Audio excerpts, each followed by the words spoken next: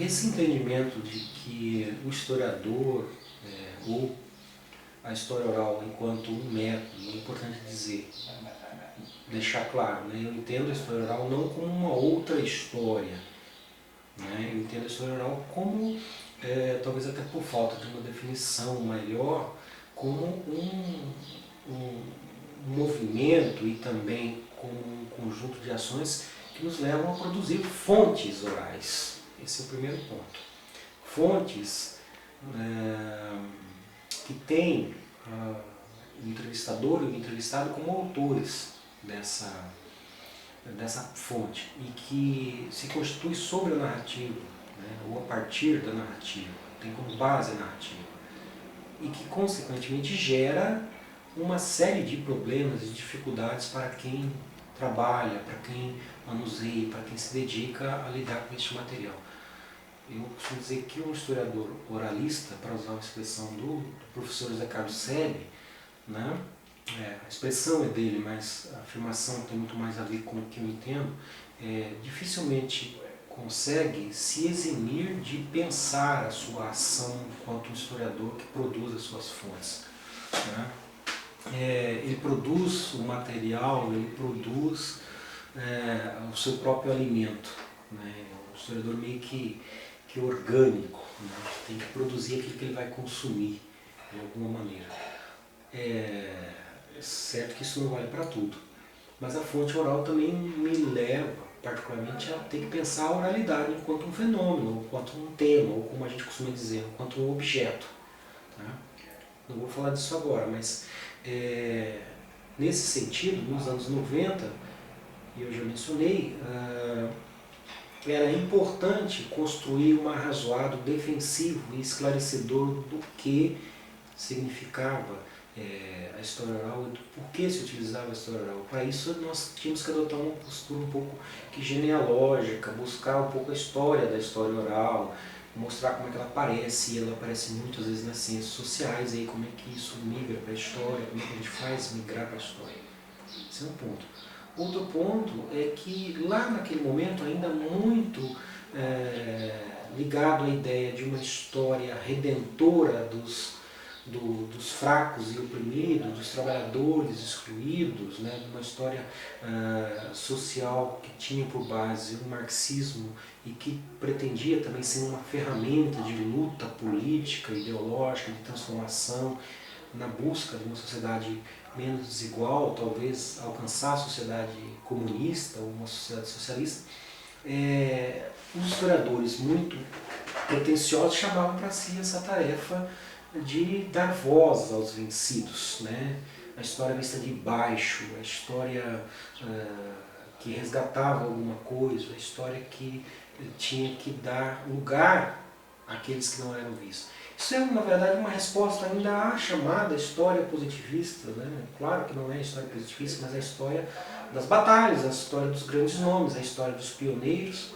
E é muito engraçado, né, só para fazer um parênteses, que muitos colegas historiadores que utilizavam-se dessa perspectiva de dar voz aos vencidos lutam ferrenhamente, com muita garra, para serem vencedores, para serem pioneiros, para serem heróis, condutores, criadores, né, construtores do progresso e da modernidade.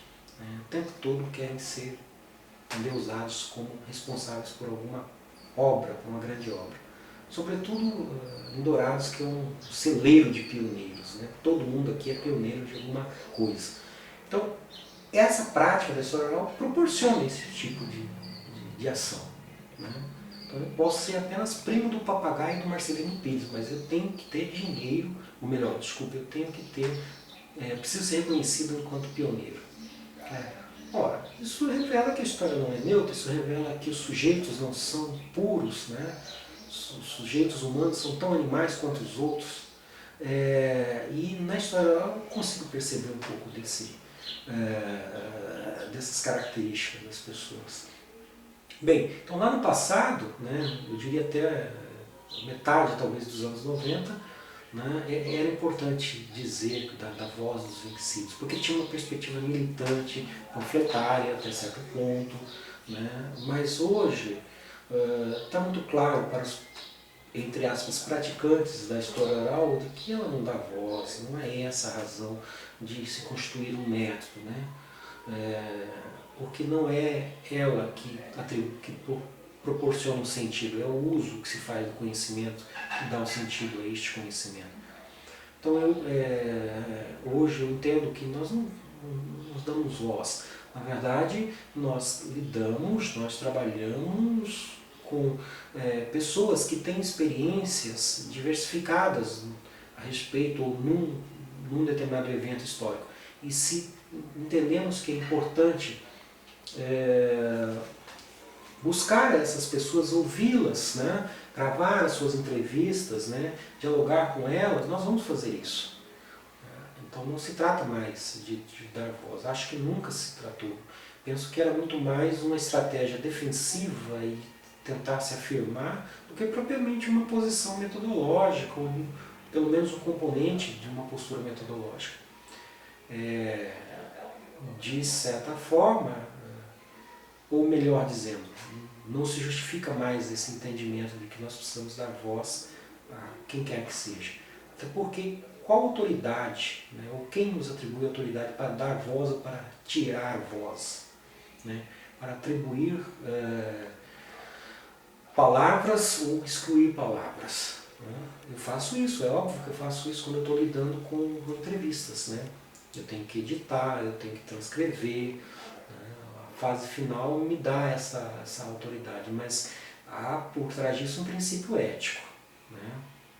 que se coloca, se interpõe na minha atuação e que é regulado pelo conjunto, pela coletividade, pelo corpo, né, dos historiadores que leem o meu trabalho, que reconhecem o meu trabalho como um trabalho de história pura ou não, obedecendo ou não os critérios da área. Né?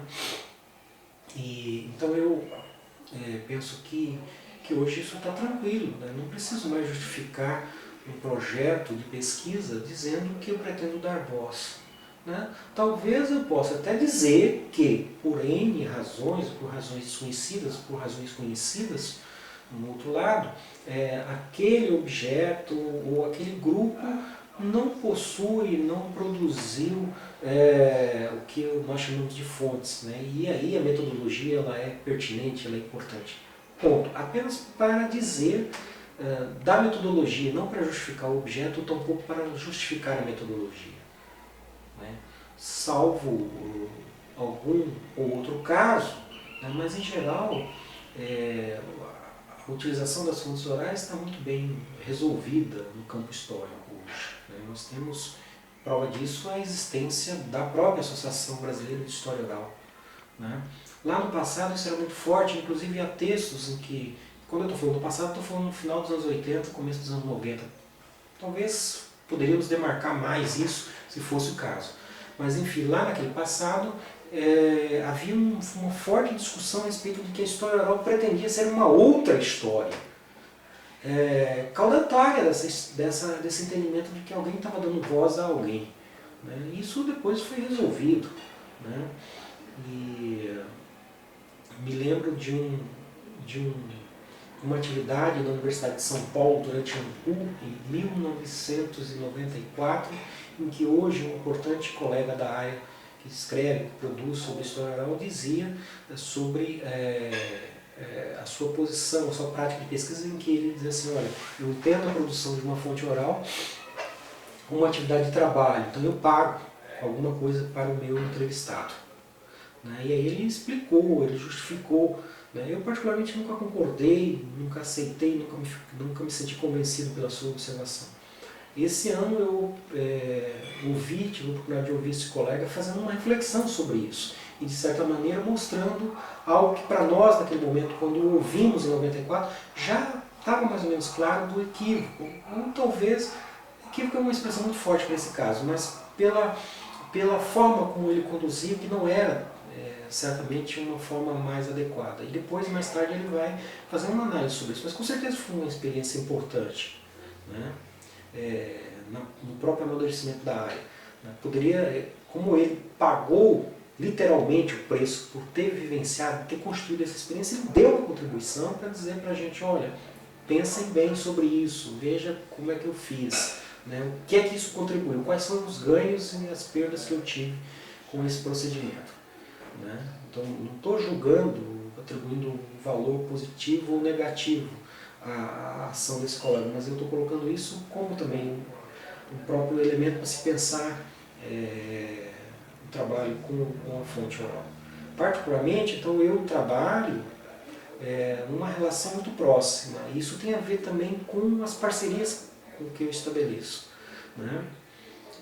Eu penso a história oral enquanto método, mas também gosto de pensar a história oral enquanto método que produz uma fonte oral, mas quero também pensar essa fonte no contexto da oralidade. Isso está relacionado aos grupos sociais que eu acabo entrevistando. Daí eu tenho que dialogar constantemente, estabelecer diálogos e às vezes enfrentamentos, né? Às vezes apanho e às vezes bato dos colegas da literatura, da teoria literária, nas discussões que a gente faz. Mas é muito agradável fazer isso, né? Muito positivo, né?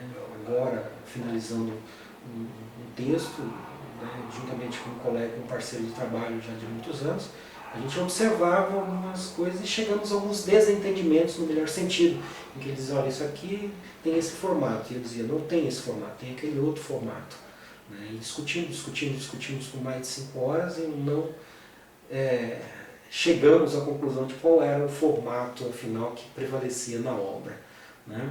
No texto. Ou no conjunto do texto, melhor dizendo. Mas isso é da natureza, né? E aí a natureza não no campo natural, mas do procedimento, né? desse campo, né? Em particular das ciências humanas, né? Em especial das ciências humanas. E eu gosto disso, né? Eu gosto de pensar que é sempre necessário. Cada vez que a gente termina um texto, você começa a perceber, digamos, o seu espírito, o espectro de peneira que ele tem, né? Onde é que estão os vazamentos, né, do texto. E isso me ensina muito, né? Então, voltando ao que você pergunta, né, o que você colocou, eu entendo que não é mais um momento de reproduzir a ideia do dar voz. Nós já avançamos, né, sobre essa propriedade criadora do demiurgo que vai a alguém, a um pobre, infeliz, excluído e dá voz a ele, né, um ato de beneficência, de magnitude, e traz para a academia, né? Talvez seja meigo, seja róseo, seja agradável pensar assim, né, de que a gente pratica a bondade, né, que a gente resgata alguma coisa. Eu particularmente não entendo assim, respeito os entendimentos que vão por aí, mas isso não contribui, na minha opinião, né? Não vai valorizar nem desvalorizar o trabalho de quem está fazendo. Não é isso que dá as pernas vigorosas, né, para fazer com que o trabalho se constitua. Não é necessário usar esse argumento para justificar a utilização de fontes orais, de forma nenhuma.